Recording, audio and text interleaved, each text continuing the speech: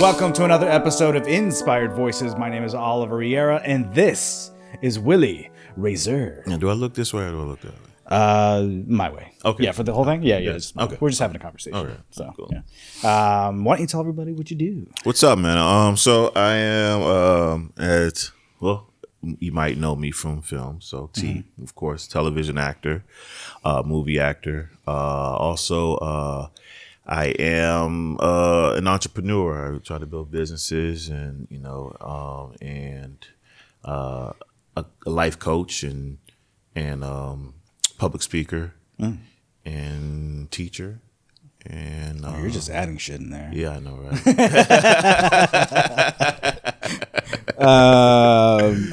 I wanted you on here, man, because I've seen you doing your work. I see you doing your thing. Yeah. And I'm like, damn, this guy is somebody who really, we've talked, obviously, and I really admire your passion and your effort in the craft of acting, something that you hold dearly to yourself. Yeah. And it shows. It shows by the work that you do. Yeah. So let's get into it, man. So where you from? I was born in New York, a place called Wyandanch, Long Island. Okay. Suffolk County. But I was basically raised in North Carolina. You know what I mean? I was back and forth since I was a kid, Why the back and forth? My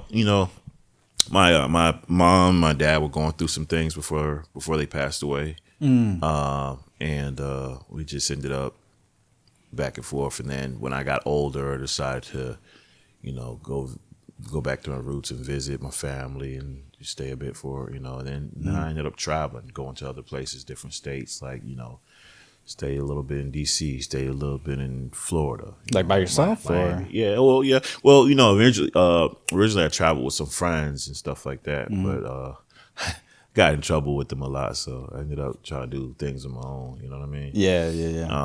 But I moved around quite a bit and ended up, of course, coming right back here, you know what I mean? There you go. Okay. So I like it here. Yeah, honestly, it's not that bad. Bro. It's not bad at all. Like, it's a really good medium. Yeah, between New York and Florida and Cali. And Atlanta, too. And Atlanta, because a lot of work that I do is in Atlanta. But I'm like, I'm out there in Atlanta. I'm like, yeah, I like Atlanta. I got a lot of family out there. And but I'm like, when it's time to go home, like, yeah, I'm ready to go home. You know what I mean? Like, you know what I mean?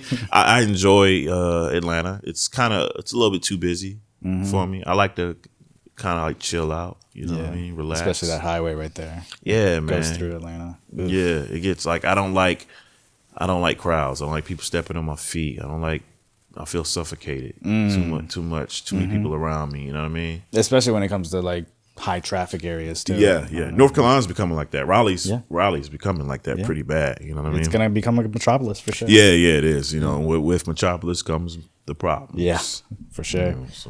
So the whole back and forth and stuff like that. If you don't mind me asking, did your parents die young? Yeah, my parents died when I was 9. My mom died. Well, my father died when I was an infant, so I really didn't get a chance to get to know him. Yeah. I just recently found out that he was an actor. You know what I mean? Really? Yeah. Actually, him and Denzel Washington were really good friends, best friends. What? And, they would go to all auditions together, and my uncle would take them to auditions, stuff like that. I had no idea. I just found this out a few years ago. Damn. And I'd already been in acting and doing movies and TV shows and stuff. And I was like, wow. Kind of just clarified things for you. Yeah. Put things into perspective. But my father got into some stuff that he shouldn't have got into, and lost his life early, and really didn't follow his passion. Denzel did, and right. You see where he's at. Yeah, so, yeah. That's crazy. The perspectives of two different paths. Yeah, right. Mount Vernon, New York. In that area, it was a lot of. So it was a scene. Back then. So there's all types of stuff going on in their era. You got the crack epidemic, you got heroin, you got the, what's going on with the government and it's like a, early stage and the black communities. Yeah. Because we're talking about the 60s, 70s as well. Yeah. And so I just had Zach Robinson in the last episode, and he was talking about that as well because he's from Long Island. Yeah. And he was talking about the 60s and 70s and how it's like it seems like a small community within the Black community, and because everything was just like kind of starting. Yeah.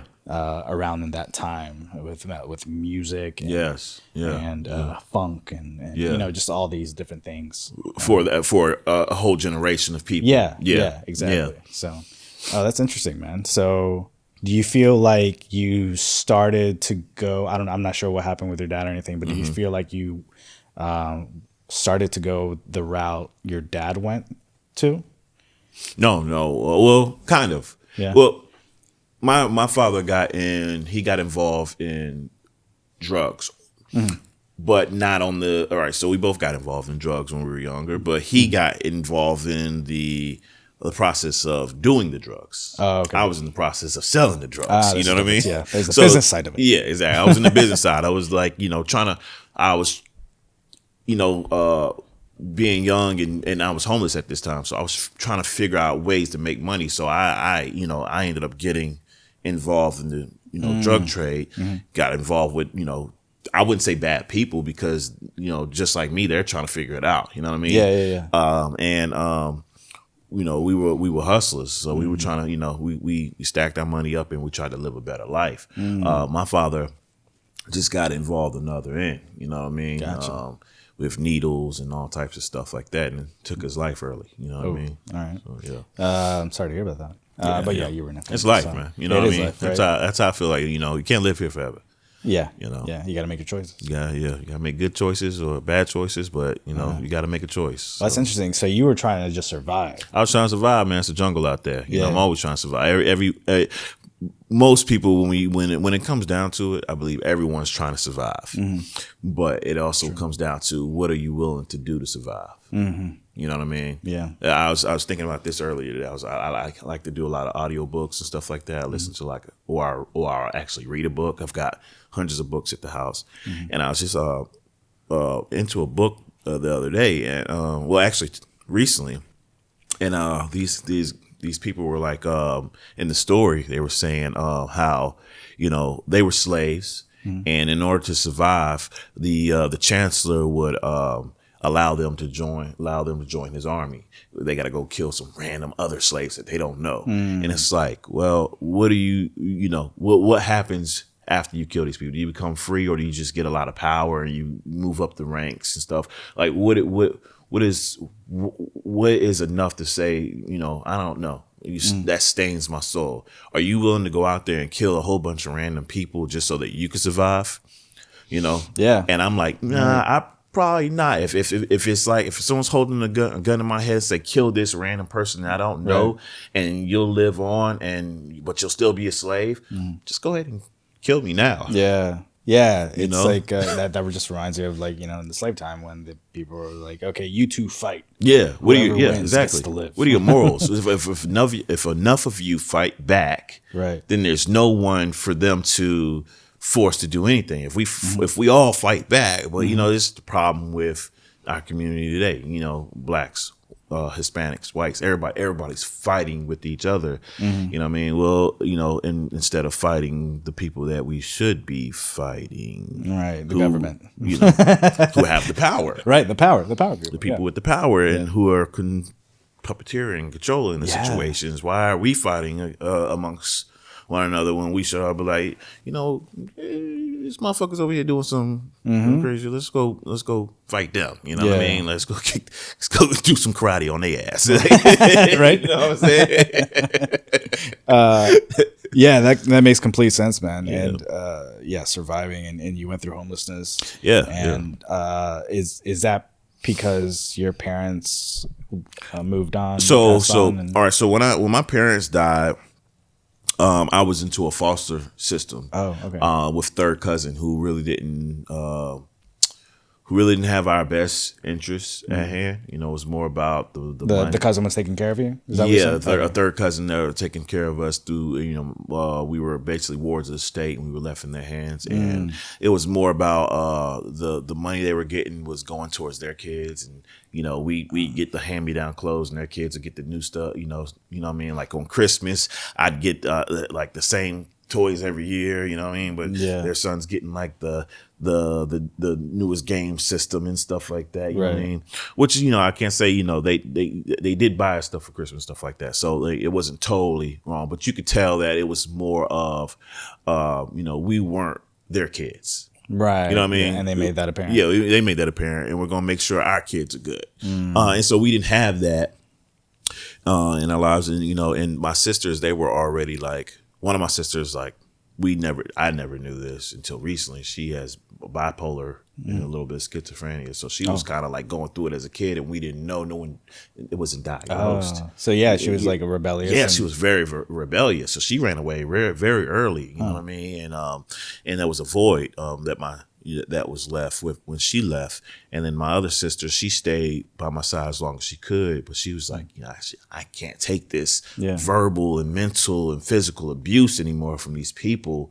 You know what I mean? They were older? Yeah, they're old. Okay. My sisters, they're older. I was a baby, and they're but these people are putting their hands on her, like fighting. Like you're supposed to take care of us. Yeah. And so she ended up like leaving, but she always made sure I was good. You know what I'm saying? Always. I was the baby brother. So okay, so you never felt like you had to protect them. It was because you were younger. They were kind of protecting you. Yeah, but now I'm like, I'm the protector. You know what I'm saying? Try them if you want to. You know, you know what I'm saying? But back then they would always try to, at least my middle sister, she would try to protect me. You know what I mean? And my older sister, she just couldn't take it, so she left and went to go do her own thing. And I didn't read. Were they adults? Were they just no, they were teenagers. They were teenage kids. You know what I mean?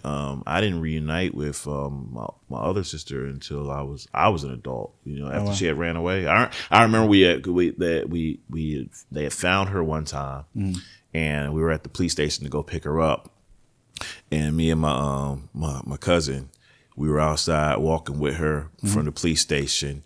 And we were walking down the steps with the long rail. Yeah. And we were just sliding down there, and she's slick. She's like, oh, you guys are so fast. You guys are fast. You guys should. Oh God, you should race. Let me see you guys race. And we're young and shit. Like, yeah, we're fast. And me and my cousin start running and racing, and then we turn around. She's running the other way. She ran away again. Damn. Took off the opposite direction. I'm like, as soon as you picked her up, boom, she was fast as shit. But she was like a track star. She used to be in track and in school, so she was known for fast running. That's kind of cartoonish right there. Right? Looking back, and she's just bolting. She's bolting the other way. They tried all types of stuff to keep her in the house. They put like razor blades in the windows. Damn. And stuff. Yeah, so that if she opened the window, it would shut down on her hand and cut her hands. Wow. They would do all types of crazy. Did that actually like hurt her at one point? I don't know, because she still got away. You know what I mean? So I have no idea. Like I said, after that last time I had seen her running away, I didn't see her later on until like we were adults. Like it was just random. Like I got a phone call from my family, and they were like, hey, you're not even gonna believe we just, we got somebody on the phone with you that wants to talk to you. I'm like, who? And he put her on the phone. It's my sister. You know what I mean? I'm like, who the hell is this? Like, and so what happened was my cousin, he was, my cousin's real big in like the like he hangs out with like Mace and a lot of big rappers, and a lot of stars know him and stuff like that. So he was out with his boys hanging out at the club one day, and he just saw this beautiful blonde hair, light skinned girl, and he was like, okay, I'm gonna go holler at her. And he's talking to her, and then like they're talking for a while. Good thing they didn't do anything, and they start talking about their families and stuff like that. And he was like, wait a minute, your dad's name what? My dad's name's so. You're from where? You know what I'm saying? They find out they're first cousins and stuff. And he's like, I just found just found Charity. Damn.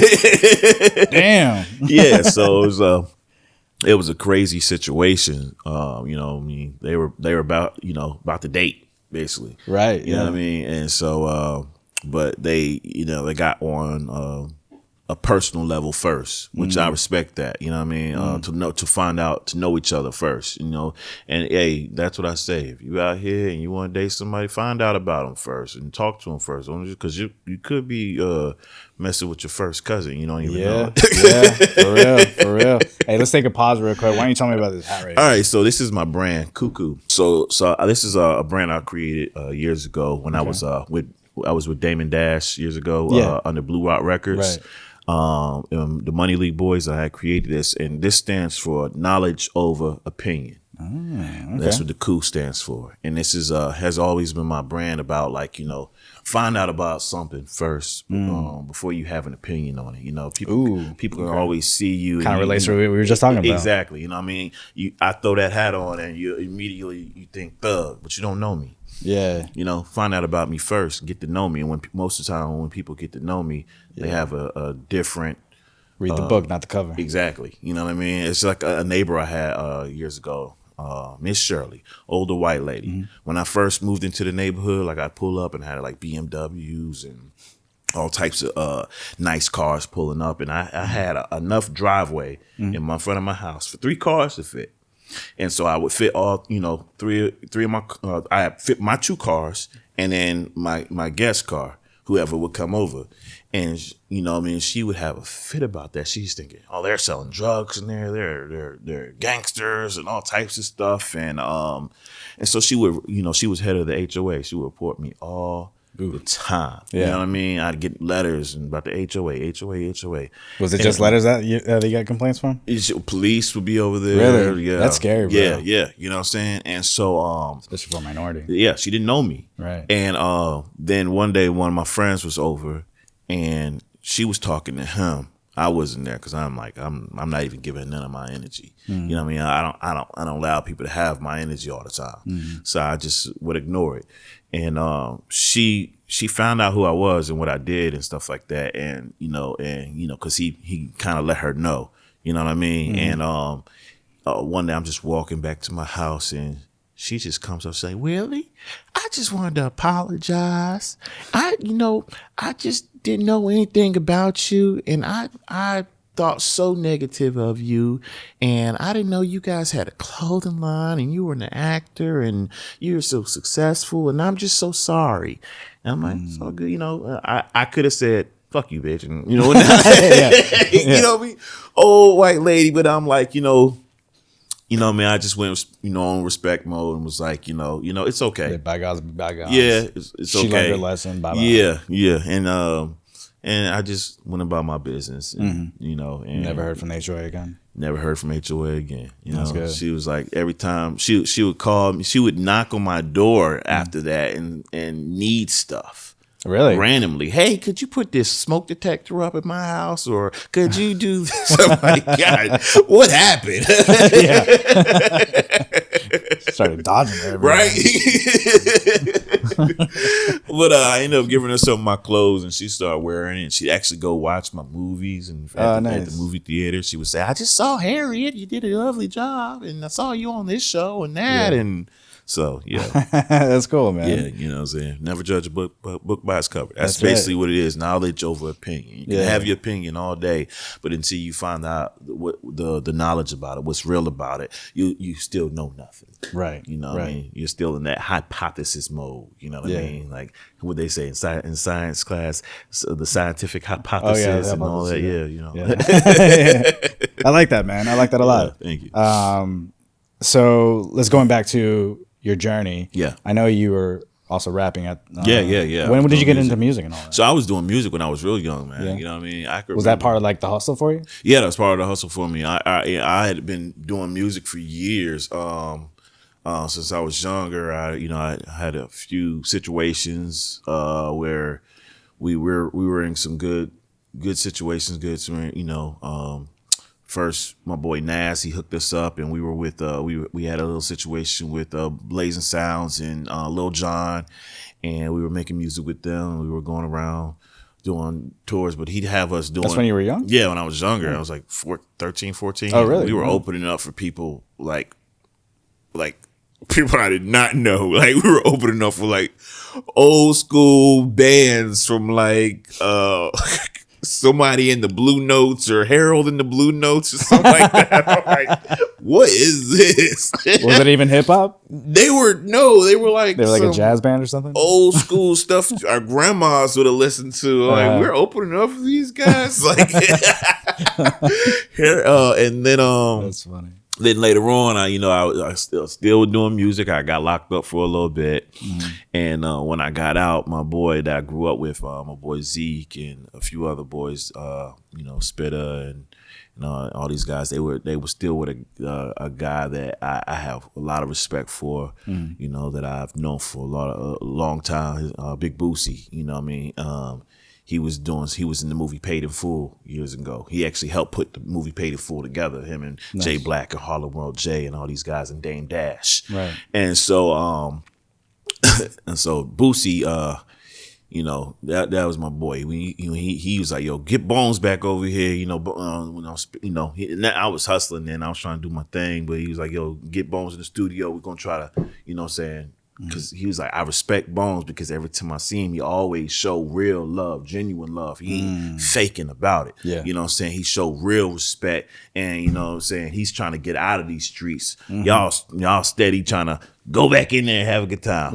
He's figuring out a way. He's always figuring out a way to try to get out, and he always had respect for that. So he ended up putting me in this group for the Money League boys, and I was back with my boys Zeke and all them, and he'd make the beats, and we had a little situation with Damon Dash, and so when you first got into the group, was that like, I'm making it, you know what I mean? Man, I always just been doing music, so it was like we could make it. We almost there, like Damon, but Damon has just got off of his little hiatus with Jay-Z. Yeah. You know what I'm saying? Him and Jay-Z fell out. He's back in good graces with Kanye and stuff like that. But like, he was still trying to find what he wanted to do at this time. You know what I'm saying? And like he was like, yeah, I'm about to get back into music. Damon's like, I'm about to get back in music, and this is my new crew. This is my new group. Yeah. Blue Rock. My new label. But there was a lot of us, under Blue Rock. You know what I'm saying?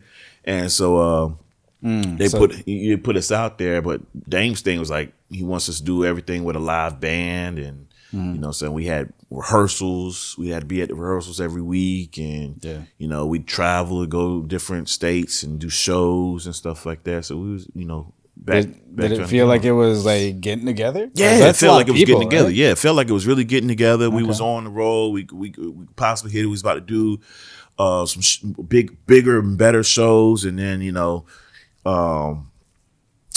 still had problems with other labels that he had, from the Jay-Z era, but he was still hooking us up with other situations, you know what I'm saying? We out there, little DJ Drama, Lil Uzi Vert, and all these guys, you know what I'm saying? Yeah. So we was actually supposed to do a song with Lil Uzi Vert before he popped off. I forgot what happened. It was a lot of crazy. We was wilding back then.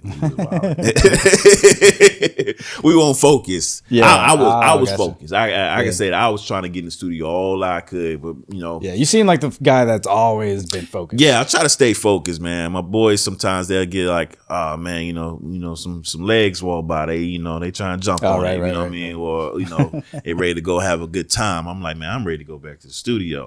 Let's make another song. I'm ready to write, you know what I'm saying? Do something. Yeah. But to this day, Boosie, I still talk to him, and I wish everything would have worked out with Blue Rock, but it didn't at the time. He still got some great things going on, but I said, I'm just gonna focus on my acting, and I'm glad I did. Because it put me into some very, very great situations. Absolutely. And you could always circle back. Exactly. I could always circle back. But I feel like sometimes I'll write some stuff like, my boy Irv Gotti, Black Child and Irv Gotti and them from Murder Inc.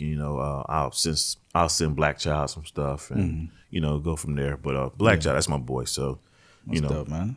I still got a lot of situations. Like I still got ears in the industry, music industry. But like that's always good to keep around. You know they still my people. So I have good respect for them and everything like that. I think like the greatest people Yeah, especially when they're starting out, like they get known for something, but their real passion was like something Yeah, else, yeah, and that gets yeah. picked up after that. You know what I Yeah, mean? yeah. Because So it just yeah, connects. even in school, like when we do the freestyling and we were rapping and stuff, and we always beatboxing and freestyling at school, middle school, high school, all that. But and during all this time, after when the bell rings, time to go to class, I'm in theater class and I'm in chorus class. You know Oh, what I'm really? saying? You took Yeah, I you took took lessons? theater Yeah. and chorus and stuff. Oh.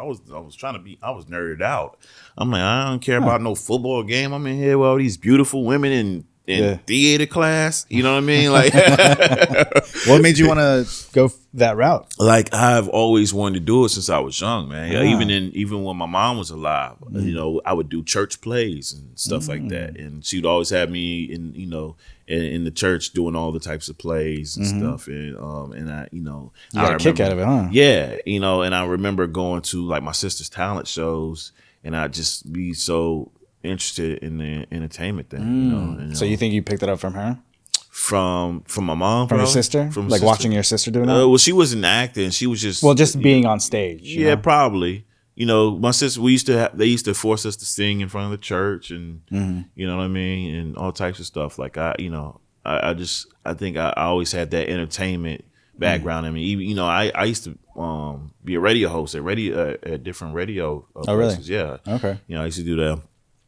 I come out. My boy would let me go do the intros over there to K97 and Foxy. I'm like, you're tuning to Willie. This is Willie Waters on Foxy 107, 104, and you know what I mean. I'd do those, and I'd have my radio spot over at the Darrensburgs hooked me up, and in Warrenton, and then I was at Duke doing internships over there with Shaki and Bootsy and a whole Was bunch the whole of radio guys. thing just because of the hip hop? Yeah, I guess so. The radio and thing. Well, the music? radio thing. I knew I wanted to get into radio, but I also heard this story years ago about how Ludacris was a radio host, and he worked. I can see that. Yeah, he worked at the radio station in order to play his music. And I was like, let me try that shit. So Yeah. I wanted to be a radio host, but I was like, I really want to just play my music. Yeah, let me just slide.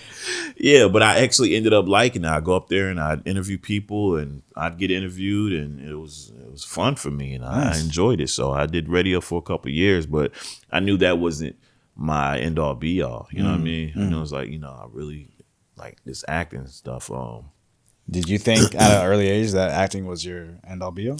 I felt like it at an early age. I felt like it. This is what I really want to do. Like, act and direct and produce. It's like the only thing that kind of made you it completely makes, happy? Yeah, it made sense. And I really didn't push that button until like I was working with my stepdad. I had reunited with my stepdad after being homeless and not seeing him for years. And I had been going through this court case where the police beat my ass and said I was trespassing because I was handing out mixtapes at the mall and stuff like that. And they did a whole bunch of lying on me and shit, right? Yeah. And so I was still going to court for years for this thing. And I reunited with my stepdad, who I hadn't seen in years. And he ended up giving me a job at his company. So I'm working up there for a few years, and I just didn't fit in. I was like, oh, I can't do this shit. I'm gonna go back to the streets or something. I'll just be homeless again. Yeah, I'm ready to go back hustling. Well, I had a nice place at this time, so I was like, I'm paying the bills and stuff. But I'm like, I can't do this. But there was one guy up there named Will, and he always just tell me that I was very talented. And he was like, why are you working here, man? You're very talented. You need to be acting or doing something, man. You don't need to be here, man. I was like, you know what I mean? And I was like, I'm just in this position right now. You know what I mean? Yeah. And it wasn't until one day that, it was like, I think it was either Thanksgiving or Christmas. We were having a party at my uncle's house, and Will was supposed to come and bring his new girlfriend or whoever. And he was supposed to be on the way. I just talked to him. And he hadn't showed up, and next thing you know, we get a phone call that said that Will had been shot. Ooh. His wife, his ex-wife, who he was getting a divorce from, she had went through his phone and she had got angry about some stuff because they were separated at this time, but they were still living in the same house, and she didn't like that he was dating again. So he's in the shower, and she came into the shower and shot him in the head. And, yeah. And to this day, every girl I've ever dated, they always like, "Why y'all never let me in the bathroom? I locked the bathroom door. I don't want it triggered something in me. It traumatized me. I don't want girls in the bathroom whenever I was dating. So I was like, no, don't come in the bathroom. That's wild. I mean, you're in a vulnerable spot. Yeah, man. You know what I'm saying? Like, I used to bring my gun in there and all types of stuff. Really? Like, put it on the toilet. Like, you know what I'm saying? I didn't trust that. After that, I was like, kind of ruined me for a minute. But I thought after that, you know what I mean? I was like, you know what? I was talking in the church at his funeral. And, I come to that realization how I was like, man, you need to get into acting. You need to do this. Why are you working here? And, it was kicking in my brain. I'm like, why am I working here? You know what I'm saying? Life is short. And so I was like, you know what? I told my pops like the next day, I said, I quit. I can't work here. You know what I'm saying? I'm sorry, but I got to focus on my dreams. And I really put everything I could behind the acting stuff. Is that when you started fucking just hustling? That's when I started just hustling, bro. I just picked up boom. That's your boy, man. That's your boy talking to you that day. Yeah, man. I said, it's time to go, man, and I just focused on acting, and I didn't look back since, man. I'm blessed. I've been blessed. You know what I mean? Yeah, dude. So, for real. That's awesome. Yeah. That's sometimes we got to go through that tragedy. Man. It's like, they say you got to hit rock bottom, man. That was my rock bottom. Was it? You know what I mean? Because that was that realization, man. I could be, I've been in the streets. I was out there, doing some crazy shit. You know, these tattoos is real. Like, I was out there wilding. So, well, I mean, you got locked up too, right? Yeah, I got locked up for a minute. You know what I'm saying? Gun charges, dope charges. Gotcha. You know what I'm saying? Is that what you were dealing? Yeah, I was out there dealing. I was out there wilding. I was out there in the gangs and stuff like that. That's got to be the hardest shit to do, bro. Man. Yeah, it was hard. I never want to go down that route. Yeah. But at the same time, I feel for the people who actually do go down that route. Yeah, yeah. And because, man, you're out there. Yeah, yeah. You are pretty much vulnerable 24/7. Exactly. And some of my boys are still out there. But what's crazy is even though I'm not involved in the street activity anymore, my boys I still get all that respect. I still get when they call me Bones. Everyone call me Bones. Yeah. And I don't get for a reason, huh? Yeah, I don't. Well, yeah, I was a skinny dude and I buffed up. Oh, okay. I used to tell people I got the name Bones because I stabbed someone with a chicken bone. That's well, that's not it. But I got it because I was small, but I also my favorite rap group was Bone Thugs. Oh, okay, gotcha. Busy Bone, and so he used to call me Bones, but I was real heavy in the gang activity and stuff like that. I was actually a leader in one of the gangs. So I had older dudes up under me, you know what I'm saying? But we was wild and doing stuff that I would never do again. And I'm glad a lot of my friends have gotten away from that type of stuff. But, we it's all about respect. Respect.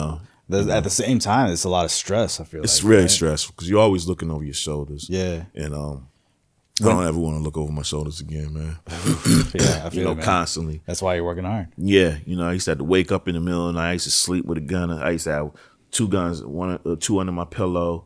I used to have keep a gun in 3 in the refrigerator, like 3 or 4 in the couch. Damn. Yeah, I was guns everywhere. Yeah. Just in case you gotta guess. Just in case, you never know. Yeah.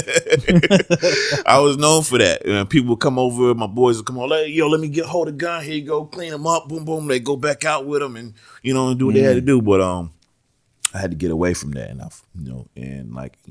When was the moment that when you first got away from that? Oh man. Was it one specific kind of time, or is it kind of a gradual thing? I had got locked up, and then I got out, and I tried to go back to that stuff. And I called my connect out in Atlanta and said, I got some people that need so-and-so out here. And that's family. He hopped in the car, took the 6-hour ride, brought me what I needed, and stayed out here with me. I was at school. I was in college. I went back to college. Okay. And I was trying to get my education and all that because when I was locked up, I was in a program where they was letting me do college. Oh, okay, you know, gotcha, Wake yeah. Tech and all that stuff. So I was like, when I get out, I want to do this school stuff. I like it. You know what I'm saying? And so I'm at get my education and stuff, and I meet some guys who want some stuff, and I tell them, yo, I'm in class right now. Pull up, and they pull up, and turns out, and I had my boys in the car. Turns out, they was trying to stick me up. You know what I'm saying? And they thought I was like it was gonna be a pushover, and it didn't go like they thought it was gonna go, and it got real ugly out there in front of the school. And, Yeah. Needless to say, you're banned from Wake Tech. This is another school in Somewhere else. Lewisburg. Oh, Yeah. Lewisburg. Yeah. So yeah, I'm banned from there probably, but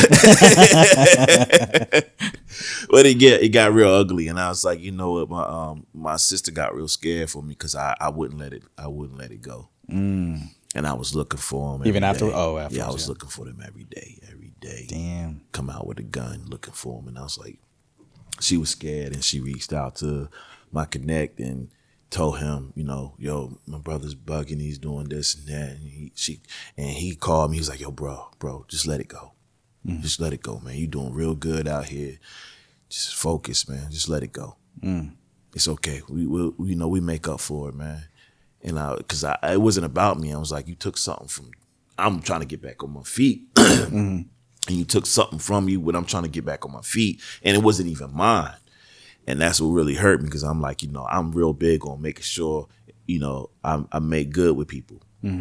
And so I wanted to make good with my boy that that somebody took from him. You know what I'm saying? Even though we lit the shit up, you know what I'm saying? It still could have been really, really bad. Right. We were over there shooting by a police station. You know what I mean? Damn. So yeah, it could have been bad. But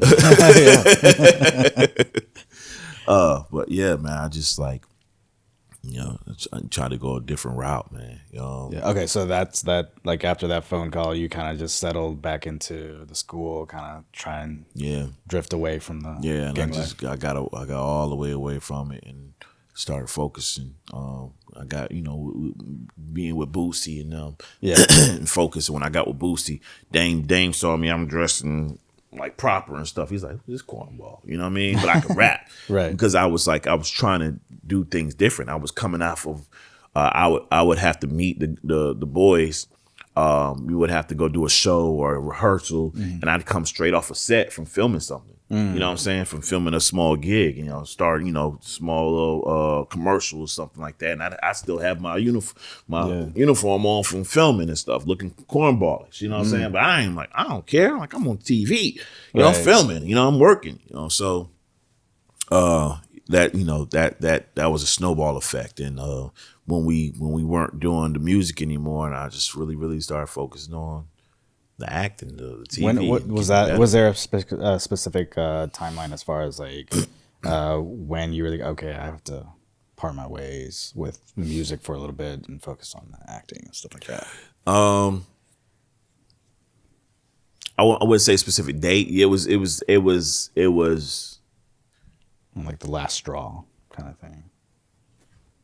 The last straw would have to have been. The last straw was the shootout, the situation at school. That was the last straw. I was like, man, because like with the music as well. Well, no. When I parted ways with the music, yeah. No, I only parted ways with the music because I parted ways with the music when we were with Damon and we had the Blue Rock and we got the contracts, and a couple of the young cats didn't have lawyers and they didn't have. I had a good lawyer. I had been having the same lawyer for years. Yeah.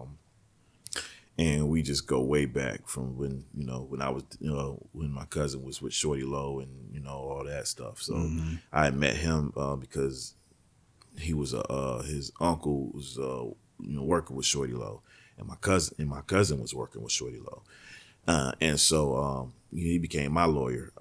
And Oscar Blanks, that's my boy. Shout out to Oscar, and we I just when I was doing that, I just felt like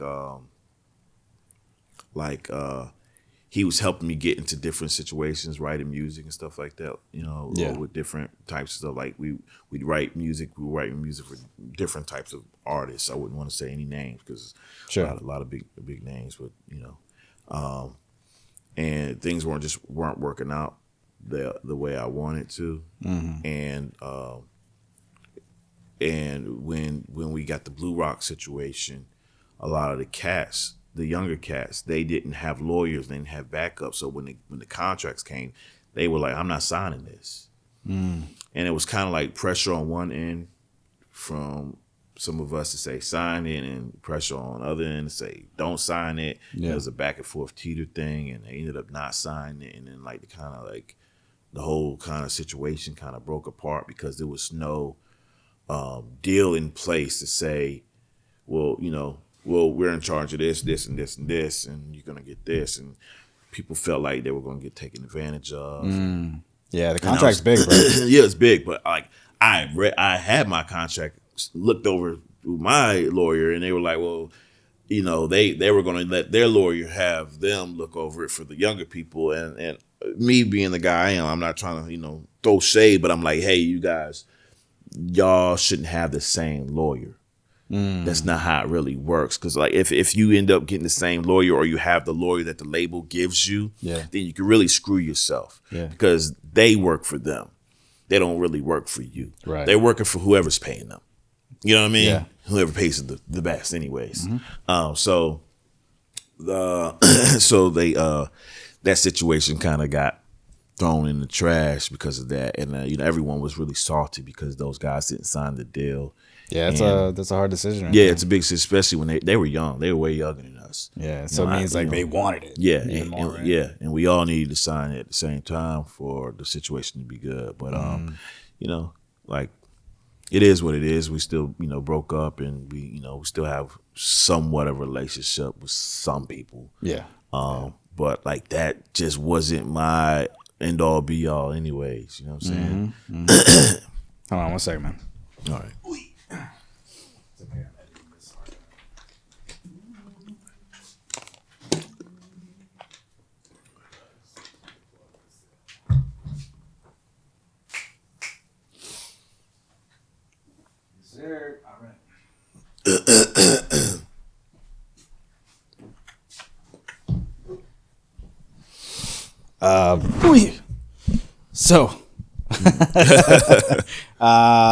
So you got into the acting thing. Yeah.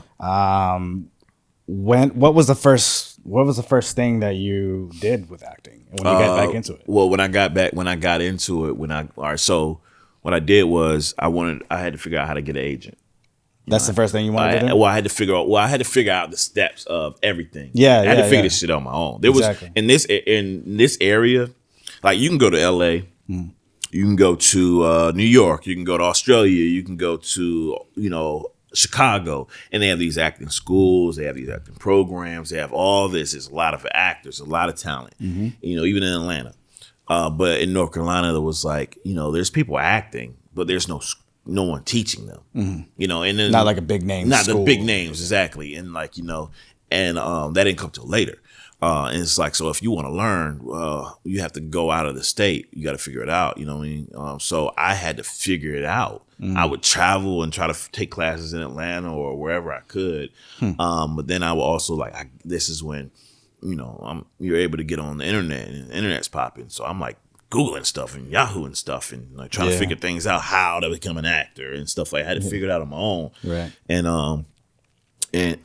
I'd watch classes online and you know, learn how to act and learn how to do techniques and learn how to get an agent, learn how to build a resume, learn how, you know what I mean. And the first step was like build a resume.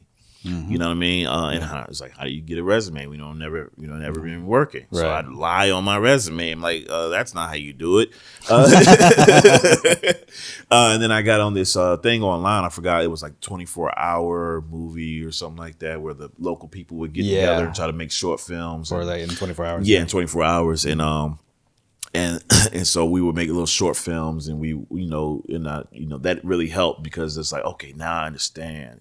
I'm in front of a camera. I'm with other actors, people who want to be actors. Was that your first time on like a set? Yeah. How was that for you? It was exhilarating. It was thrilling. Everything you thought of. But I didn't know shit about shit. So I was like so green, man. I didn't. But everyone was green, so it was okay. Were you nervous? Yeah, I was nervous, and everyone was nervous, and we made the crappiest nervous material you could ever see. Everyone's just sweating, shaking. Yeah, I don't know. you know what I mean. But it was a learning process, man. And I took that, and I was able to build a demo reel with the small footage that I had. You know what I mean, and now I have work on a resume. You know what I mean, and now me traveling and taking classes, I have experience as well. So I'm able to take that.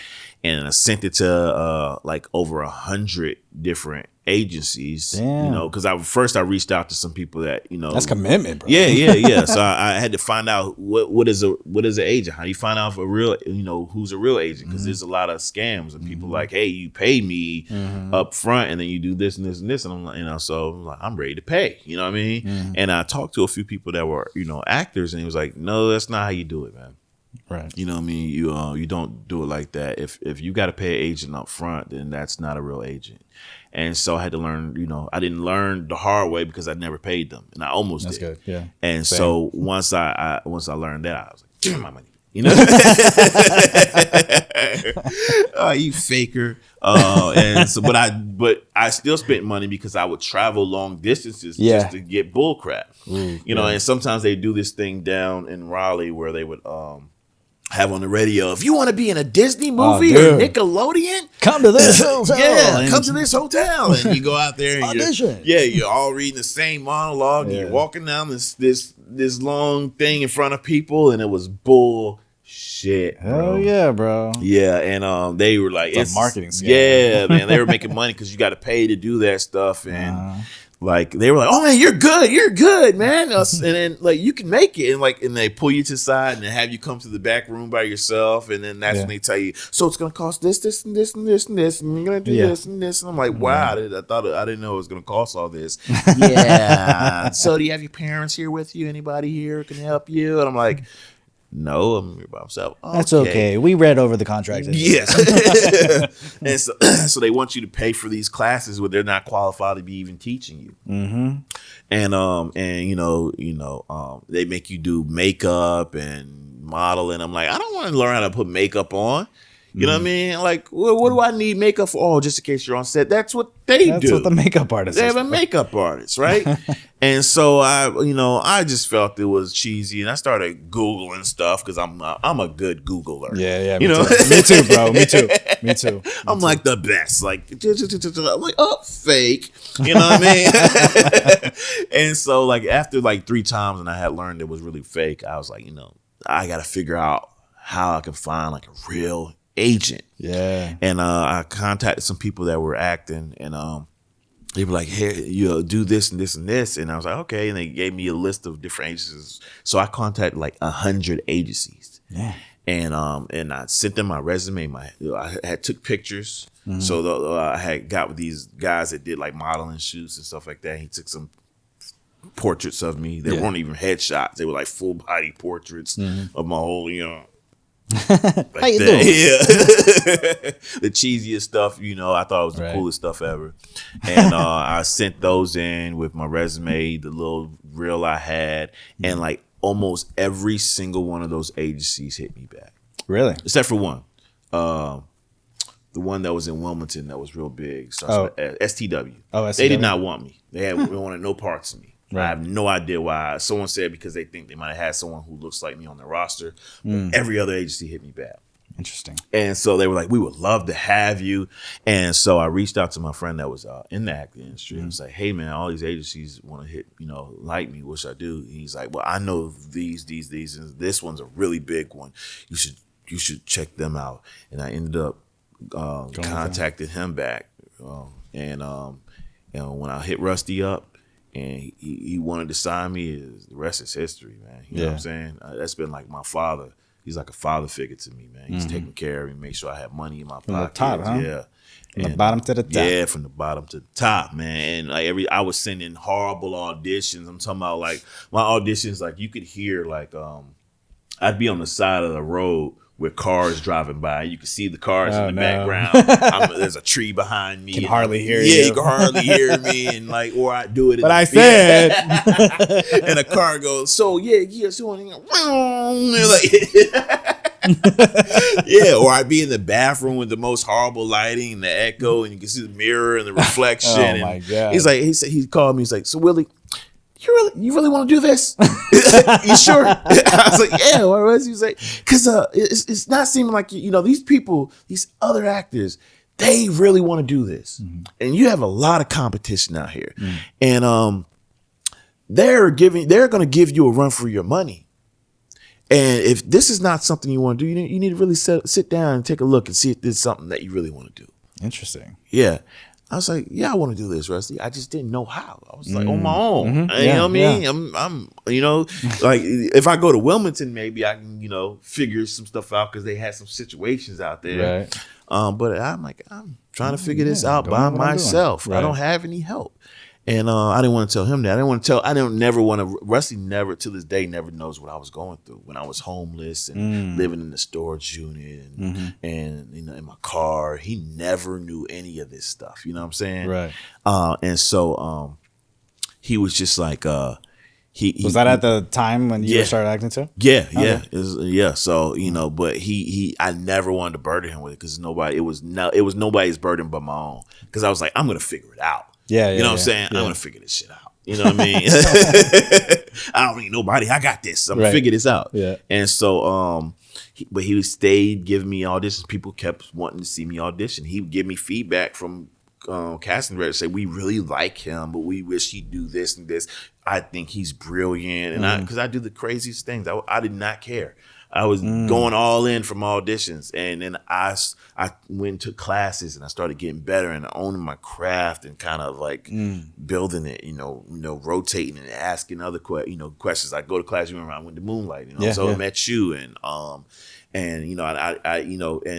just even your advice. Hey, right. When we did Harriet, do it this. You helped me book Harriet. Yeah. Remember? Yeah. And so like that's fun, dude. I'm right? I'm always amazed about your commitment when it comes to the auditions, especially. Yeah, because you are committed. Yeah, like there's no, like you said, like you just go all out. Yeah, and I think a lot of actors, they get reserved or I should play it this way. Yeah, because like I don't know. Just commit yourself fully.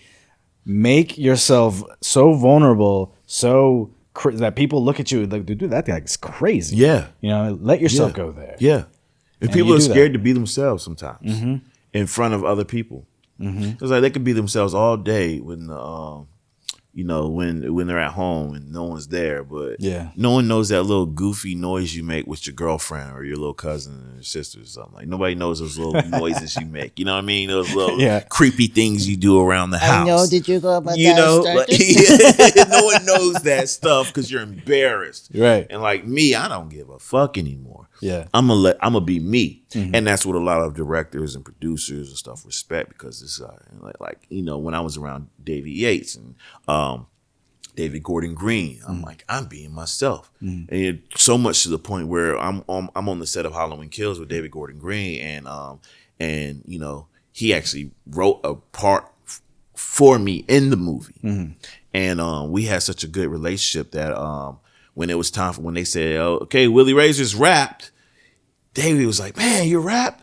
Because I came up and told him, he's like, yeah, man. He's like, can you just hang out and just chill with us the rest of the set, man? Maybe I'll put you in something else, you know what I'm saying? He's like, just hang out. I'm like, yeah, I can do that. I ain't got nothing else. And you know what I mean? You want to be a Bush real quick? You know what I mean? Right? He's like, whatever. So I'm sitting there with him and Annie Matichak and Jamie Lee Curtis and Judy Greer, and I'm just hanging out with all these stars. I'm just chilling. David Gordon Green's getting a haircut right there on set, and you know what I mean? And we're just chilling, cracking jokes and talking shit, and and it's it's a wonderful time. It became like family. You know, David's like family to me. You know, he introduced me to his mom and dad and his wife and his kids, and that's a big deal, bro. Yeah, his best friend, and you know, and so I built that relationship with him. You know what I mean? And that's what I am. Like I am myself. I don't try to go and pretend like I'm somebody else. Like I'm myself, man. This is me. Take it or leave it. I'm sorry if you don't like it, but this is who I am, man. You know what I'm saying? I think coming from the streets, yeah, I think that's why you're so committed. Yeah. Because it's like, coming from the streets, man, you can do anything. Yeah. It's like, why be scared of something? Or why hold back on something when I came from this? Yeah. But you know what's funny about that is I would get auditions for these hood street characters, and I never book them. Really? Like, yeah, I had an audition for a Crip one time. I'm like, I was one. I'm like, didn't book it. You know what I'm saying? Like, I'm like, yo. And I'm like, I lived that life. I used to be that guy. And they're like, never book it. You know what I mean? And because they want this embellished version of that character, of that person. Because I'm like, oh, I wouldn't have did that. You know what I mean? Why would you? That's stupid. Why would you do that? You know what I mean? Why would you? You know what I'm saying? You got blood on your hand. You look dumb. You know. And so I just like, and so I really couldn't put 100% into those characters because I'm like, I've lived that life and I know what it's like to go there, and I'd rather not go there. Even if it's for fake, because I've been there. Okay. You know what I mean? Because like I'm the type of guy, I was like, I could be set off real quick. You know what I mean? I'm not like that anymore. Yeah. But like, it could be road rage and boom, pull over. Fuck, I'm like, I don't want to go there because I know how it is to really go there. So, well, I mean, it's interesting because, okay, so you never got booked for the thugs, the gang, which is kind of good because that's a stereotype.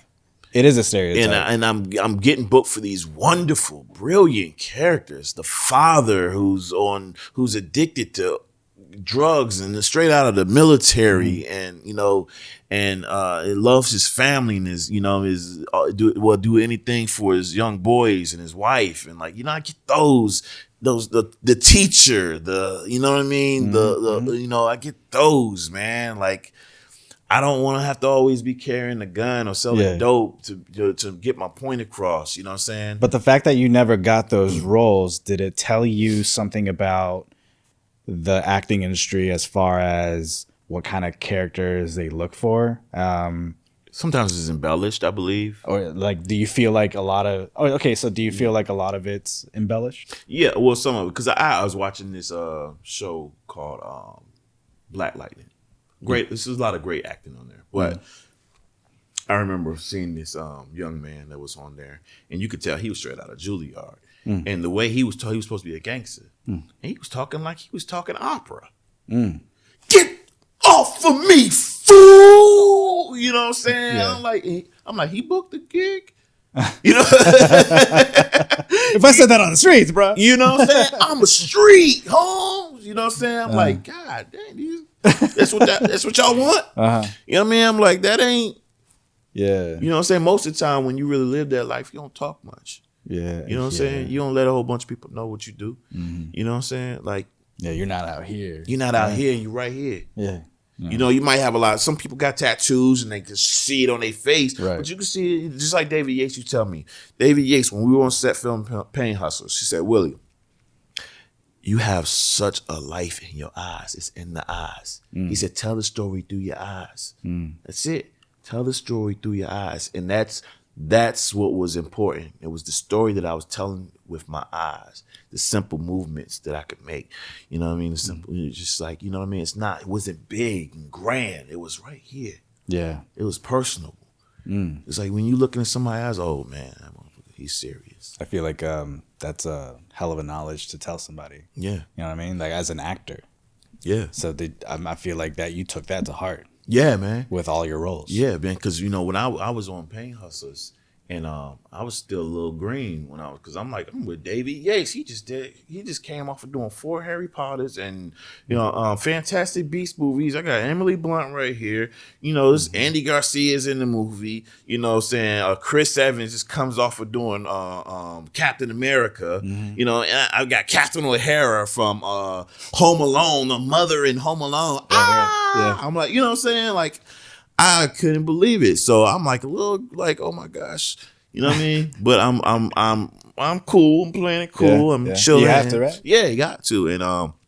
And I killed the audition and the callback. So I'm on set and I remember this scene and I was just overacting it a little bit too much. And the one of the producers came over. He said. He was telling me, he's like, you'll know if David doesn't, when David likes something and when David doesn't like anything. He said when David likes something, he's like, okay. You know what I mean? Yeah. And he's like, when he doesn't like it, you'll see him over there snapping his fingers, doing this. And so we just did a scene and all of a sudden I see David like this. I'm like, oh shit, what did I do? You know what I mean? He comes over there, walking over there. He's like, Willie,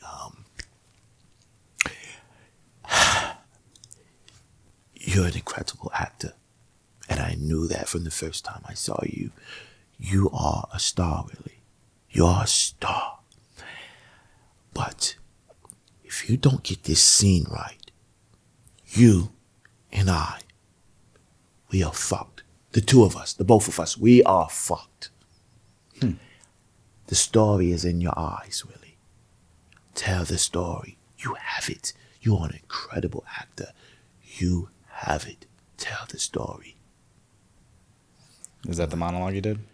Not all right. So I was like, okay, that was nerve-wracking. Yeah. So I sit back down and ready to do the scene. I close my eyes for a second. I shake it off. Action. And next thing you know, David's like, yeah. That's it.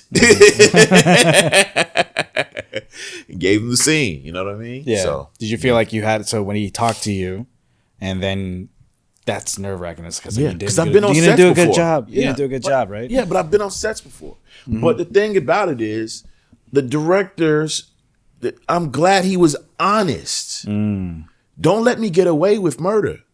But he was also respectful. He was respectable about it. That's the difference. David was very respectable. Very, very honorable and very, he knew what he wanted. Yeah, yeah.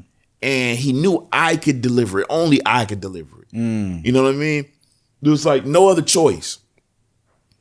When he saw me, he knew it was me. He was in my callback personally with him and Fiona Ware. Yeah. They were at my callback personally, and so he knew I could do that. He said that. And so him giving me that, letting me know that, you know what am I nervous about? I did it before, I could do it again. Let's do this. I can do this. That's what was going through your mind? Yeah, I could do this. He knows I could do it. I'm going to give him what he wants. What am I nervous about? Even though I'm a fan of Harry Potter. Right. You know what I mean? I'm like, the big stars that get on the screen. Yeah. And stuff like that. I'm like, I got this. Right. And I knocked it out the park. You know what I mean? Sometimes the director knows he's an actor's director. He knows how to talk to his talent. Yeah. He knows how to get the point across and he knows how to pull from them. Some directors don't know how to pull from you. They don't know. They just know how to say, okay, action, cut, move on to the next scene. Or I don't like it. And then that's all the direction you get. Yeah. Or you might get cut from the show or the movie. You know what I mean? Or, you know what I mean? Or they got you get pulled from that scene. Like, you know what I mean? You know what's crazy? Some directors don't even like talking to actors. They don't like. And the first thing he has to talk to the actors. Exactly. Fucking. They don't want to talk to them. So why are you a director? You're supposed to direct the situation that that you're going through. Sorry. You're good. I meant to turn this off. That is, I thought you would have learned your lesson. I did. I thought you are a professional actor. But yeah, that's how some directors approach the situations. They don't know how. They're very uncomfortable in certain situations. David knows what he wants, and he knows how to get it, and he's very respectable about it. Yeah. And I respect that. You know what I mean? It was just filming Pain Hustlers was like, it was an honor. You know, even when I got to set, like to have Emily Blunt come up to me and wardrobe and say, "Oh, Willie, I heard so much about you. I couldn't wait to meet you. David, he told me he just met this wonderful and beautiful actor, and you have to meet him. He's amazing. And yes, it's just amazing to meet you. And I can't wait to work with you." Oh. And she was like that the whole time. She's very, pleasant and very concerned about people and easy to work with. And that's how the whole situation went. So I was not nervous anymore. You know what I mean? I was like, let's go. Let's do this. That's great, man. And that's how I approach every situation now. Let's go. And I've been in, plenty of projects. But that was the only time I hadn't been nervous in a long time. So to be nervous when I got there, I was like, oh, this is a different feeling. But I used it. Oh, you used it? Yeah, I use this. And you gotta take that. I can't say I'm not ever nervous because you always have that little bit of ooh. Yeah, you got something in your gut. Yeah, there's just like oh yeah, but it's got a shit. Yeah, But I use it, man. I use it, and I can mold it a lot of times. I think because we say that as actors, right? We use what you're feeling. Yes. And I feel like a lot of actors don't know the true meaning behind that. Yeah. They just so I'm a little nervous and stuff like that, but they don't really know how. I don't think they know how to use their feelings, what they're feeling currently. Yeah, stuff like that. They and it gets all the useful stuff that you have gets thrown away. Mm-hmm. You know what I mean? And it's like if you learn how to own, and I'm glad I'm in a good circle. I got my boy Tony Reynolds who tapes my auditions, a wonderful guy, and Mike Holmes and you, and I just got my girls Gabby and Bree and Trevor, and just got a good circle around me of people of good actors. You know what I mean? And people I can always. You think I'm a good actor, bro? You're a good actor, brother. Oh my god! You didn't have to do that. and friends too. Not just acting, but friends. And even my old acting teacher, she's still in my life. You know what I mean? And I still can call her for advice. And she gives me help in all situations. You know what I mean? Or I can call my boy Tony up any time of the day, just about. Yeah. He hits me up every day. That's like my brother from another mother, but my brother. You know. And we split advice on. And he can call me and ask me anything, and I'm gonna give him advice too. You know what I mean? Right. And I'm gonna be genuine about it. You know what I mean? I'm not gonna bullshit. If I know he could do better in the scene, I'm gonna let him know. You know what I mean? Yeah. And he's gonna do the same for me. That's important. Yeah, you gotta, because if you got fake friends around you, people who aren't willing to give you the real about it, then you'll never make it. Then you know what I mean? Because your circle is corrupted. Yeah. And you need an uncorrupted circle. You need people who are gonna put you in your place sometimes. Say, you know what? You could do that. We could do that again. Yeah, try it again. Especially, but they need to know what they're talking about. Yeah, you don't have people. True. It's not just anybody. Yeah, not just anyone. Yeah. You can't just have someone who doesn't know what they're talking about trying to give you advice. If you've never been in these shoes, that's why I usually, when I tape with people, it's people who have been in those shoes before. Thank you, man. You know what I mean? Because I see some of these actors and I'm like, oh, I sent the audition to my friend who doesn't act and doesn't know shit about acting. Yeah, or my mom. And she said it was just okay. Yeah, I was like, what the fuck do they know? Yeah, what do they know? Yeah, exactly. What are they looking for? Right. You know what I'm saying? So it's like it's gotten to a point where like I can watch a movie and I know so much about the acting world now that it's hard for me to watch a movie because I'm breaking down everything to do. I seen that guy hit his mark. You know what I'm saying? I'm like, he's looking down on the ground. He's hitting his mark. You know what I mean? I can see that he wasn't all the way there in the character. That's why the tears didn't come. He has something else going on in his head. You know what I mean? Like I'm seeing things that are, or we all see the cup that was there in one scene and wasn't there in the next scene. Yeah, I'm like, wait. Well, the hat's like this, or now it's like that. And he didn't bite that sandwich. You know what I mean? Right. Like, so we see these little, these things that, but it's like, for someone who's studying the craft, you become better because you learn the world of what it takes to be an actor. Yeah. You know what I mean? And it's not for everyone, and so everyone can't tell you They can give you a perspective. Everybody has their perspective. Everybody has, something, everyone can give you advice. Anyway, a crackhead can give you an advice. You know what I mean? Oh, man, that was good. Yeah. Can I get it? It's like, but like, is it good advice? Is it going to help you? Is it going to better you? And then there's certain situations where that advice that they give you might actually better you. But in this situation, it might not necessarily, you might necessarily need someone who actually knows what they're talking about. Yes. You know what I mean? If you never stepped on set, or been on or on stage or anything, you can't tell. And that's another thing I tell people. Like people are always asking about classes. Well, yeah, there's some actors, there's some teachers that wanted to be actors and never made it, and some of those people are scorned, and they want to kind of put on you what they didn't have. Right. But then there's some that who actors and actresses that didn't make it, but they become teachers and coaches, and they're actually better at that than actually being on set. And some of them might have a resume, but they're actually better at teaching people than actually performing it themselves. Yeah, and that's good. But this industry is constantly changing. So if you're with someone who's old school and doesn't know that, how to do a proper headshot or how to slate correctly, or how, this industry is so different. There's so many different changes every day. What type of backdrop you need to use. Where do you focus on? Where's your eye level? What I mean? What type of mics are you using? You know what I'm saying? Or you have a lavalier on your shirt? Well, that's distracting. Do you have wrinkles on your backdrop? That's distracting. You know what I mean? So it's like, what type of advice are you getting? Because they might be in the old school, and you need to get in a new bag. Yeah, you know what I mean. You need to find out what's in this new bag, because that old bag ain't really, ain't nobody rocking that no more. No. And then not just that, but like, the opinions have to come from people who are either on the same plane as you or higher than you. Yeah. It can't just be someone that's lower than you, even though they're still in the industry. Yeah. As well. And their explanation has to come from a place of wanting to see you grow and not wanting to underdevelop you, because some people will undermine you. Some people will give you advice they don't know shit about, but they want to be a dictator. They want to rule the situation. Just do this.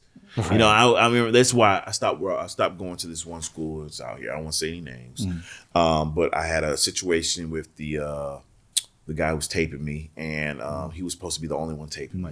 I'm sorry. He was supposed to be the only one taping me at this school.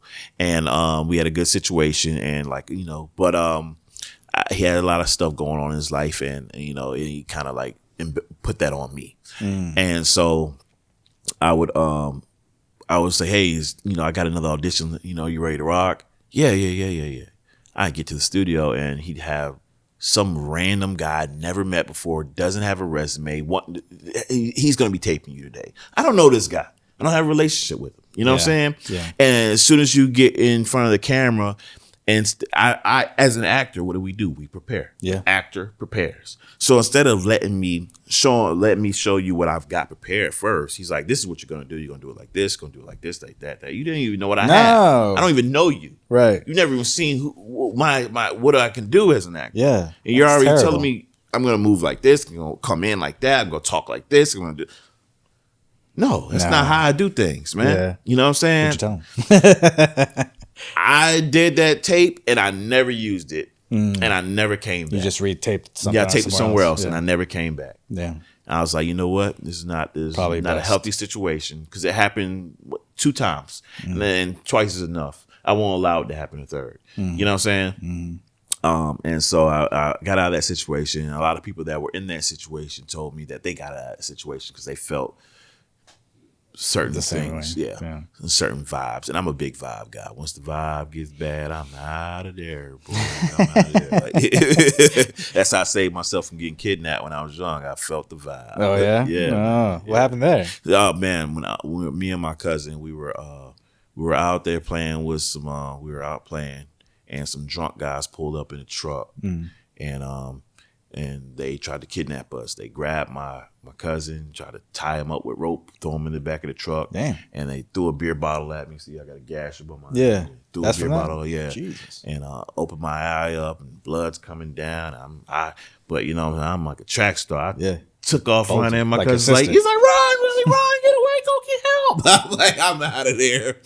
I'm like, they're trying to kidnap us. They got Greg in the truck, and you know, they come out there and they called the cops, and we drove back over there, and you know, it was a crazy situation. These guys, we were just kidding around, you know, big white guys and you know, drunk white guys. We're just kidding around and stuff. We were playing. We were gonna let them go. Oh, that's wild, dude. Let me, as a black male, come and go to a white person's house, take their young kid, tie him up with rope, and throw him in my truck. And say, you know what I'm saying, I was just kidding the fuck around. Yeah. You know what I'm saying? Yeah. And they didn't even get locked up, bro. Damn. Yeah. That's fucked up. They didn't even get locked up. That's y'all call the police, obviously? My the family I was with called the police. Yeah. And they didn't get locked up. They didn't even get locked up. Damn. But let that be vice versa. That had been on the 5 o'clock news. You know what I'm saying? They would have been, you know, I would have been in handcuffs, right? Saying I tried to kidnap a little white boy, mom or coming you know what I'm saying, white mom, white dad. You, Robert.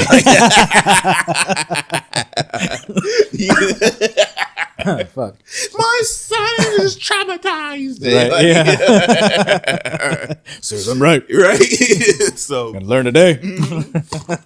But that was a crazy situation. I still have this scar forever. Yeah. I'll take the bottle if you don't mind. Oh yeah. My bad. We are not branding this. just a little bit more. It's a little bit unfair. Is it? Just a little. Okay. You can put it on the edge, but you know. Yeah. Let's put it right here. There you go. Hey.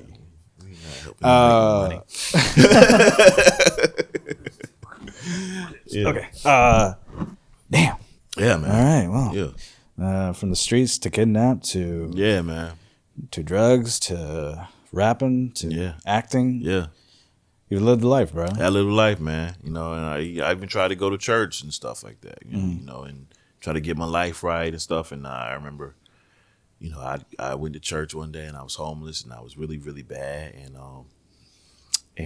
I came in there and they want, you know, the pastor wanted to talk to, you know, new recruits basically and give our testimony. And you know, I'm out there, I'm breaking down crying. I'm telling him what I'm going through. I need help. And first thing he said, well, we're gonna pray for you. Let's pray for Brother Willie. I'm like, I need money. I was like, I'm like, okay, because you know, back in the day, you know, the church, they would get offerings. And that money in that offering would go to a family in need, people who actually needed it. Yeah. Tithes and offerings. They would say, well, this week we're going to help so-and-so pay their bills and do this and do that. So I was like, okay, maybe I can go get help in the church. You know, I really need it. You know what I mean? I was a church boy. I grew up in the church. So, but, you know, this rich pastor's, you know, driving in, you know, the newest Mercedes and probably got a huge house, and his wife's got a Range Rover, you know what I mean? And they have this huge church, and, you know, your idea of helping me is prayer. I'm like, I can pray for myself. Yeah. You know what I mean? I need help. You know what I mean? Yeah. So I had to figure out how to help myself. There you go. So you just ran away from that. Yeah, run away from that situation. You and your sister are track stars, bro. Yeah, there we go. So what you doing now, man? Like, I know you're still acting. Yeah. So I'm in the process. Well, I just did a huge audition recently. You know, prayers up for that. Still doing a lot of stuff in the acting side, and I'm in the process of opening up my conservatory, my own school. Yeah. I'm gonna open up a school pretty soon. That's dope. What's it called? Yeah, for the people that don't know, the Performance Playhouse. Nice. I started that. That's a great name. Yeah, thank you, appreciate it. I came up with it with a group of people. We had it together, but it didn't work out between us. Sure. So I ended up doing things myself, and I've been teetering between names, but that's the only thing I actually kept original was the name. You know, everything else is new plans, everything. Right. You know, I'm like, you know, if I'm gonna put my own money up behind this thing, I need someone who's gonna be as passionate about it as I am, because I'm not sitting here gonna put all this money up behind someone and they're making money off of that, and they're not putting in as much work as I am. You know what I mean? So I was like, you know, I gotta do. You mean for someone to run it? Yeah, to run it. You know what I'm saying? Because I'm like, I'm the main investor. I'm gonna mainly invest in this company myself. So it's like, you know what I mean, if I can't have partners who aren't going to put as much effort into it as I am. And, you know, it just, people show you their true colors, you know what I mean, sometimes. Sure. So decided to do it myself. So I'm in the process of getting that together, opening that pretty soon. Yeah. And hopefully a restaurant around the corner. But I've got some things in the works. But what about the acting school that makes you want to do that? Because I know that there's not enough of. It's not just acting. I'm going to open a conservatory, basically. That's what I want. I want to get to that place of conservatory style. Yeah. But it's like there's not a lot of places around here where we could learn, you know, the true stuff. Like I had to, you know, when Wendy Ward came around here and was teaching Meisner, I was lucky to get, you know, a piece of that action. You know what I mean? Get some of that Meisner under my belt. But like you really got to travel to get these, you know, these accolades to really get the good stuff. You know what I mean? You got to go to like. You got to go to New York or California or Chicago or DC or Australia or, you know what I mean, or London. Like I'm going to London for a month to join the BADA program, the British Academy of Dramatic Arts. Nice. You know what I mean? So like I have to go out of the country to do this. You know what I mean? Right. You know what I mean? Or I have to go out of the state to do this. And like we're filming 6 hours away from here. Or 2 hours away. We're either in Wilmington or we're in Atlanta most of the time. You know, or, you know, and so like, why are we filming right in our backyards, but we don't have the education to make sure that we're up to par with everyone else who's flying down here and getting the real roles? Yeah. You know, because they'll rather give it to someone who's coming from California, pay them all the way out, come all the way out here and hire a whole bunch of extras and background and small roles out here. You know what I mean? When we should be getting the big chunks of stuff. We're now getting it now because Atlanta's become a huge hub. Right. And there's acting schools popping up in Atlanta. And so they're really teaching them the craft and people are learning out there and people are living and thriving out there. But it took a while. You know what I mean? It took a long time. You know what I mean? Because like they would feel like, oh, there's not enough good actors out here because no one's out here teaching. There's no one out here teaching us. You know what I mean? But now they're seeing there's really is good talent. Yeah. They just needed the opportunity, and now you know we're getting them. Like that's why I'm able to book lead roles now. I'm booking lead roles right here in North Carolina. You know what I mean? I'm booking guest stars and leads and stuff like that right here. You know what I mean? And I don't got to go to California. I don't got to go to New York. You know what I mean? And any agency that didn't sign me before is going to be shit out of luck. You're right. I'm with my agent for a long time now, and I'm grateful. You know what I mean? I was just in the New York Times. You know what I mean? Yeah, that's right. I saw that. I was in a lot of articles, Deadline, Collider. Did you play a true character on Paint House? Based off a true character. It's based off a true character. I'm sure they embellished some things, but they couldn't use names and stuff like that. But I've been playing a lot of true characters lately. I did Girl in the Closet. I played a true character. Base, like for legal reasons. But you know, there was an article about the whole situation. There was a story about it. And the girls, Beatrice, we're actually Instagram friends. The girl who actually went through it. Oh, really? We're actually friends on Instagram. And she lived that story. You know, she was the girl in the closet. You know what I mean? Damn. And she's living a wonderful life, beautiful young lady, and she's doing very well for herself right now. You know, to have gone through all those horrible things when she was young. So yeah, you know what I mean. That's wild, dude. So, oh, shit, I forgot what I was gonna say. Brain fart. So I'm excited for the future, bro, because you got a lot going on, and it's only going up from here, bro. Yeah, I appreciate it, man. Yeah, I'm never gonna stop. You know, whenever something's bad going on, it just gives me more of a push to say, this is why I've got to make it. I could tell. I could tell. And I've created a lot of friendships in the industry. You know what I mean? Yeah. Emily Blunt's friend. You know, Jazz Anderson. You know, Stevie Baggs Jr. You know what I mean? John Goodman. David Gordon Green. You know, David Yates. Jamie Lee Curtis. Judy Greer. You know what I mean? Yeah. So, give me a list, a rundown of like the movies you've been in. Oh man, movies and TV shows or just movies? I could be TV shows. Okay. Yeah. Swamp Thing, Lost 49, Righteous Gemstones. Move the mic closer for me. Oh, You okay. can move it towards you. Ooh, yeah, I forgot about that. Yeah, there you go. Look at you. Yeah. Getting professional.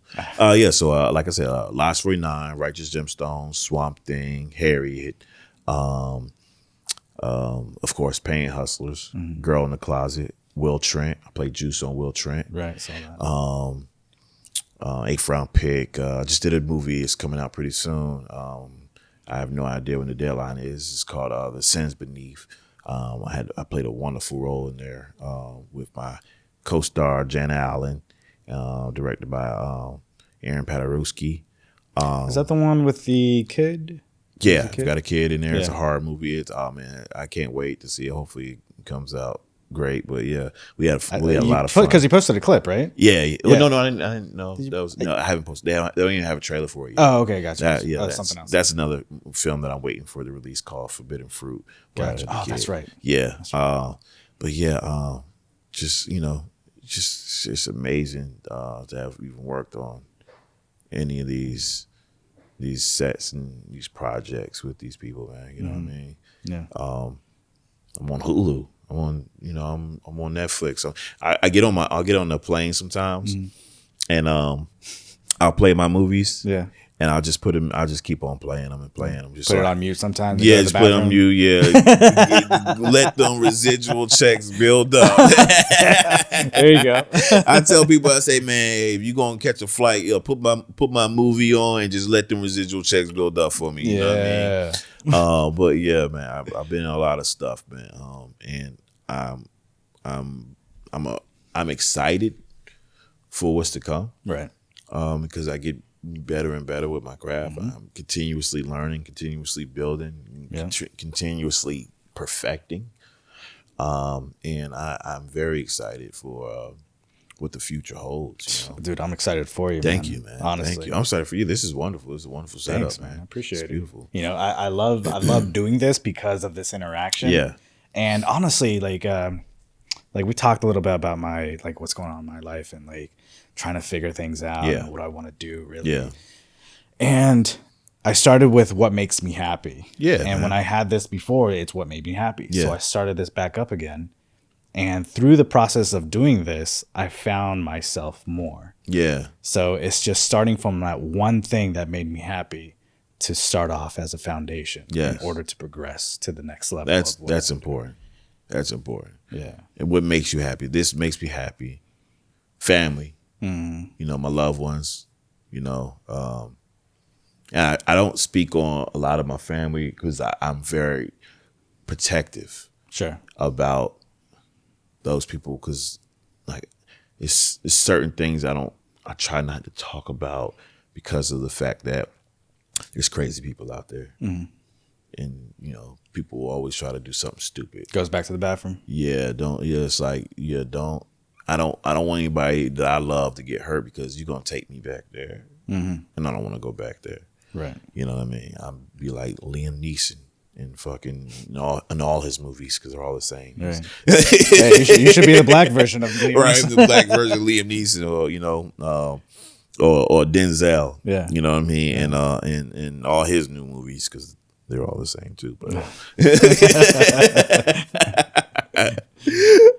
but yeah, man, I take it very to the heart. Serious family. I can tell. People out my dating life and my nieces, my nephews, my cousins, everybody. I'm just very protective about all that. You know? Yeah, as you should. Yeah, right. I wish more people were like that. Everything ain't for the internet. No.